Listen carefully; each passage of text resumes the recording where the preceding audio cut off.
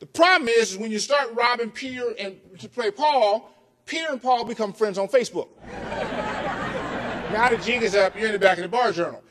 Here's the thing is, important, what's at the root of this is that many of us in lives, in our financial lives, we leave too little margin. We leave so little margin that if one thing goes wrong, we don't get one case that we're expecting, one settlement that doesn't come through, we are in trouble. And the reason most often is because we have overspent, buying things we don't need to impress people we don't like. I know no one in this room is guilty of that. Maybe that's just me. And one of the things I find is that with me, it's important because I feel that it's an indication of who I am, how much stuff I have that I don't need or don't really want. But I have to prove that I'm as good and keep up with the Obamas. I'll explain in a minute what I mean by this, but let me give you an example. 2008, wife comes to me and says, baby, I want a new car. And I know the car she wants, and I say, fine. You know what? You've lived with me for this long and put up with me. We've never been able to get you anything nice. 2008 was one of those years.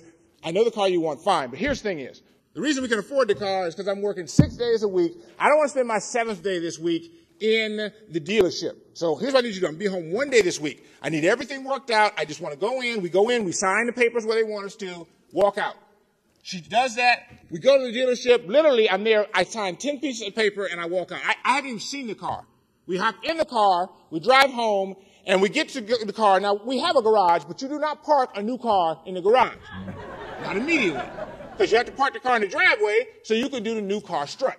Well, I'm the only one, right? Well, you walk around your own car for 3-4 hours so everybody come home from soccer practice can see your new car. And I'm very pleased, and the neighbors are acknowledging that they're not as good and important as me, and God doesn't like them because their car isn't as nice as mine. And that's all good until one of my neighbors comes up driving my car. Now, I'm magnanimous. I'm willing to share some of the glory. But the problem is, he doesn't just have my car, but he has my car and the fancy rims.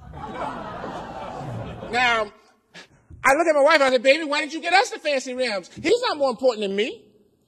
She says, no, you don't understand, baby. I didn't get those rims because I'm not stupid. Do you know how much they cost? She tells me. I say, really? She says, yes, and to pay for those, I calculated it's going to require you to get another speech and go around the country and do more, and we're going to stretch our budget even more than we need to. And here's the thing about it. You are never going to see your rims spinning. I'm in the car, right? The only way for me to do that would be to slow the car to neutral and hop out. Run alongside my car, and then try to hop back in before I wreck it. No rational thinking person would stretch his budget and do that, put his family under that kind of pressure for some rims. By show of hands, who thinks I got the rims? I got them on 22s, y'all.